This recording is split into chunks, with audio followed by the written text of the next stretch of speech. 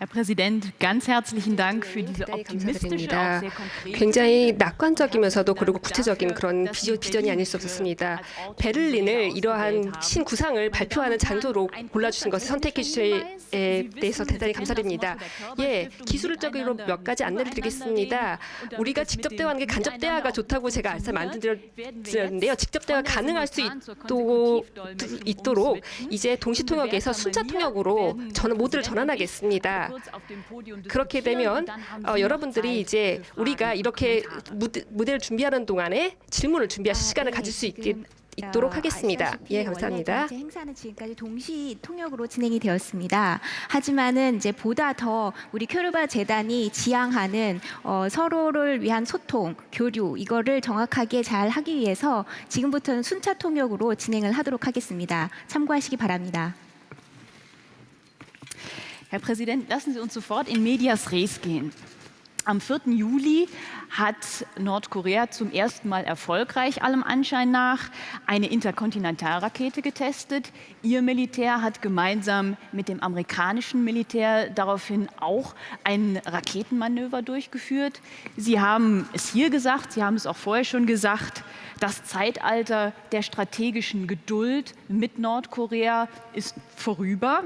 Und es fällt ein bisschen schwer, in dieser Situation noch Räume für Dialog zu sehen. Meine Frage an Sie ist, und vielleicht darf ich ein bisschen Advocatus Diaboli sein, meine Frage an Sie wäre, ist denn Ihre Politik des Dialogs nicht vielleicht schon gescheitert, bevor sie überhaupt richtig begonnen hat? 네, 대통령님. 최근에 아까 연설 중에도 말씀하셨다시피 며칠 전 7월 4일 날 북한이 다시금 미사일 발사를 하면서 도발을 시행해왔습니다. 특히 이번에는 그 대륙간 미사일이 상당히 그 기술력이 많이 진전된 것으로 그렇게 확인이 되었는데요. 거기에 대한 대응으로 한국과 미군이 함께 또 합동 훈련을 실시한 것으로 알고 있습니다. 이제 그 대통령께서도 말씀하셨다시피 이제 전략적으로 이제 기다리고 참아주는 것은 인내하는 데에는 이제 좀 한계가 오는 것 같다라고 말씀을 하셨는데요. 그렇다면은 이러한 상황 가운데서 대화를 시도하는 것 자체가 사실 굉장히 어려운 일이 아닐 수 없다고 생각을 합니다. 제가 드리고 싶은 질문은 혹시 물론 제가 너무 비관적인 생각을 갖고 말씀드리는 건지 모르겠습니다만 대화를 시작하기도 전에 사실 대화를 할 수 있는 상황이 아닌 거는 아닌지요?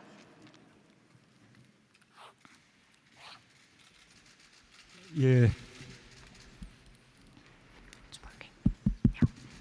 예, 그렇습니다. 이번 미사일 발사는 가장 고도화된 미사일 발사입니다. 사거리가 역대 최장을 기록했습니다. 지금 북한의 도발이 한계에 이르르고 있습니다. 이런 북한의 거듭된 도발에 대해서 우리 국제사회는 함께 경각심을 가져야 합니다. 보다 더 엄중한 제재와 압박을 북한에 가할 필요가 있습니다. 그러나 궁극적인 해법은 군사적인 방법이 아니라 평화적인 방법으로 해결돼야 한다고 생각합니다. 강도 높은 제재와 압박의 궁극적인 목표는 북한이 핵폐기를 논의하기 위한 협상 테이블로 이끌어내는 것이라고 생각합니다. 또 그것을 위해서 북한의 계속되는 핵도발을 멈추도록 강요하기 위한 것이어야 한다고 생각합니다. Ja, also was Sie alles gesagt haben, stimmt eigentlich. Wir befinden uns in einer sehr schwierigen Lage heutzutage. Und wie Sie auch erwähnt haben, die jüngste Raketentest Nordkoreas vor 2 Tagen war eines der mit der höchsten Technologie, die sie stattgefunden hat. Zum Beispiel von der Reichweite her war sie die größte gewesen, wie die bislang getätigt worden ist. Und solche anhaltende Provokationen Nordkoreas nimmt die Geduld, diese entgegenzunehmen, ist nicht nur bei uns, sondern auch, ich glaube, bei der internationalen Gemeinschaft stößt sie langsam auf ihre Grenzen. Deshalb sind nun wirklich härtere Sanktionen und härterer Druck gegenüber Nordkorea angesagt, das stimmt. Aber ich denke trotzdem immer noch, eine grundsätzliche Lösung, eine wirkliche Lösung kann es nur durch friedlichen Dialog geben. Und auch der eigentliche Grund, warum wir Druck ausüben auf Nordkorea und Sanktionen ausüben, ist ja eigentlich letztendlich, weil wir wollen, dass Nordkorea an den Verhandlungstisch zurückkehrt, dass er es aufgibt mit seinen atomaren Provokationen. Herr Präsident, bevor ich dem Publikum das Wort gebe, darf ich vielleicht noch eine Frage stellen zu Ihrem Verhältnis zu den USA.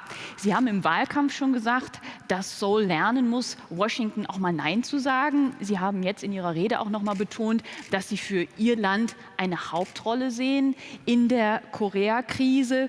Jetzt ist das mit dem Nein sagen ja immer so eine Sache, vor allem dann, wenn die Seite, der man Nein sagt, der wichtigste Garant für die eigene Sicherheit ist.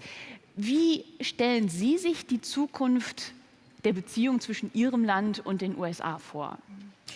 대통령님 이제 청중에게 질문의 기회를 넘기기 전에 제가 한 가지 질문만 더 드리고 싶습니다. 그것은 바로 한국과 미국 간의 한미 관계에 관련된 질문인데요. 이미 이제 대통령 선거가 한참 진행되는 동안에도 선거 유세를 하시는 과정에서 대통령님께서는 이제는 우리도 미국에 대해서 당당히 할 말은 하고 아니다라는 거에 대해서는 아니다라고 말할 수도 있어야 된다라는 말씀을 하신 것으로 알고 있습니다. 그리고 또 이 한반도 문제, 북한 문제에 있어서는 무엇보다 우리 당사자인 한국이 주도권을 갖는 것이 가장 중요하다라고 누차 강조하신 바가 있는데요. 이것이 근데 이렇게 아니다라고 말할 수 있는 그 용기라든지 그런 것이 그렇게 쉽지만 않은 것 같습니다. 특히 이제 그것이 국가의 어떤 안보와 직결되는 아주 그런 리스크 탑을 한 그런 상황일 경우에는 더더욱 그럴 거라고 생각을 하는데요. 예, 질문을 드리겠습니다. 한국과 미국 간의 한미 관계 관련해서는 대통령께서 어떻게 보시고 계시는지요? 예, 저는 오늘 아침에 시진핑 주석과 개별 회담을 가졌습니다. 아직 중국과 한국 사이에 이 사드 문제를 둘러싸고는 서로 이견이 해소되지 않고 있습니다. 이 사드 문제의 해결을 위해서 보다 긴밀히 협의해 나갈 필요가 있습니다. 그러나 그 외의 문제에 대해서는 시진핑 주석과 저 사이에 아무런 이견이 없었습니다. 이번 미사일 발사에 대해서도 그에 대응하기 위해서 보다 강도 높은 제재와 압박이 필요하다고 시진핑 주석도 인정을 했습니다. 그리고 그것을 위해서 중국이 의장국을 맡고 있는 유엔 안보리에서 더 노력할 것이고 중국이 자체적으로도 더 노력하겠다고 말했습니다. 그러나 궁극적인 해법은 평화적인 해결이어야 한다고 또 양정상 간의 의견의 일치를 봤습니다. 그리고 한반도에서 평화를 만들어내는 그 프로세스에서 우리 대한민국이 보다 주도적인 역할을 할 필요가 있다. 그리고 그 남북관계의 개선이 이 북핵 문제 해결에 도움이 될 것이다 라는 점에 대해서도 시진핑 주석과 사이에 아무런 이견이 없었습니다. 이런 점에 대해서는 어제 또 메르켈 총리와도 대화를 나눈 바 있는데 메르켈 총리님의 생각도 다르지 않았습니다. 더 말씀을 드리자면 저는 그래서 이 제재와 압박의 강도를 높이기 위한 유엔 안보리의 결의와 별도로 이번 G20 정상회의에서도 북한의 미사일 발사에 대한 우리 정상들의 공동의 의지가 표명될 필요가 있다고 생각합니다. 그 문제에 관해서 여러 정상들과 폭넓게 의견을 나눠볼 생각입니다.